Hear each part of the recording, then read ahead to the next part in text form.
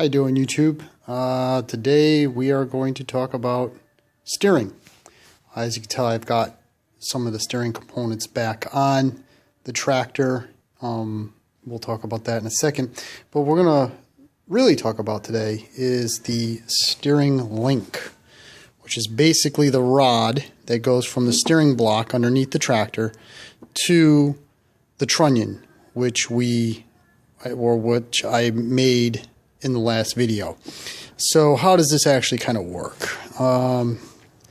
If we take a look at the front end of the tractor itself, what we have is a steering shaft, which is essentially just a piece of 3/4 inch bar stock. It goes down to what I consider, or what I call, the steering block, which is that part right there. There's a trunnion that goes in there. Part of the trunnion is actually what attaches to this end of the rod, and then the other end of the rod actually goes into this trunnion, so something to this effect, and we'll get that back together in a second or two. But one thing that you will notice with this bar, it's bent. This is a very common situation for an RJ35. There is a lot of force that's applied to this little tiny 3/8 rod when you're steering, because basically this is in this position. Basically, this is parallel to the ground, and that goes into the trunnion, which is at an angle because of the steering block. And this is what actually causes the front end to steer. So there's a lot of pressure right in this area, especially in this weirdo bent up angle that WheelHorse used. So this, typically on a tractor that hasn't been restored, is usually bent, which will cause the steering wheel to hyperextend or hypersteer on one side because the link has actually been shortened from the bend.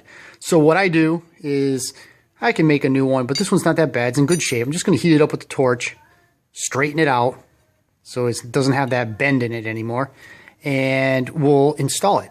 For a torch, I'm just going to use my Burns-O-Matic map gas. Get steel this size cherry hot right up to temperature in a pretty quick fashion. Also, I'm missing oxygen or acetylene. I can't remember over there at my torch set, and I'm not going to go and get a new canister or a new tank for that. So I'm going to heat it up pretty much cherry hot right at the bend area, and then we're just going to squash it with the vise. And just like that, it was straight. So it's all nice and straight. This was even a little tweaked. It wasn't quite 90 degrees. It was bent in a hair, so I just hit that with the torch and stuck it in the vise and just bent it out. But now it's all nice and straight, and it's ready to be installed. So I got the one more new trunnion I got to just put in the steering block, and I'll actually get a light underneath the tractor so we can see what the hell I'm doing.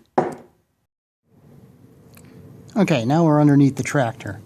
And essentially what we're going to do is this trunnion goes in the up position like this in the steering block underneath the tractor. And then, as I indicated before, one end of the steering link goes in there. So what I'm going to do is I'm going to put it together loosely without the cotter pins, just so we can take a look. I am going to put a little bit of grease on the trunnion just before I stick it in there. That way it's a little bit lubricated. Alright, so I did put it all together. I did put a cotter pin where the cotter pin's needed. This is the trunnion end of the steering link and the spindle. And up underneath here, sorry about the lighting, I put everything away before I realized I didn't show you this. But there's how it's supposed to be set up on the steering block. The trunnion comes up from the bottom, the link goes in through the top, and then there's a cotter pin that holds that on also. And as you will see over here, there is a snap ring that holds that pivot together. So with that, this is all done. I did put a little grease on the trunnion here. I did put a little bit of grease on the trunnion up there, and I did grease that little bit right there. There's just a fingertip amount of grease on the spindles itself on both sides. I did put a little bit of grease oil down the shaft. I did put in the grease fitting on this end, and I did pump some grease into that area, so that way you can get a more, or I can test it in a more realistic way. Now, this is not going to work perfect, and the reason why it's not going to work perfect is because you don't have the weight of the tractor sitting on the front end, and you don't have any resistance from the front tires rubbing on the ground. So it's not going to feel the way it really will feel. It might be a little bit loose sounding. It might even, you know, the front end's a little bit unbalanced once you turn it, so it's going to flop around. So when you do this, you want to get it so it feels good. There's going to be a little bit of play in the steering. I mean, it's a rudimentary POS, really, when you think about it. It's a bunch of band iron bar stock and cotter pins holding it all together. But at the time, back in 1956, 55, 56, 57, it was state of the art. I just got a little punch that fits into the roll pin hole here, and there it is. I mean, you can take a look. There's very little play. You can do see that trunnion move a little bit side to side, but it really, compared to what it was when I put just a hair of input into the shaft, I'll do it again, it barely moves. Before, you'd actually be moving the handle like this much before it would start to even engage to move the tires.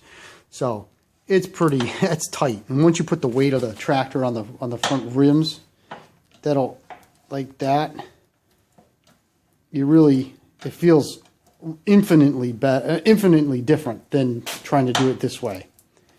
So with that, this part of the project is over. The front end is back on. It's preliminarily greased, and it's coming along. The tires are done. So why don't I give you a sneak peek of that at the end of the video. Thanks a lot, guys.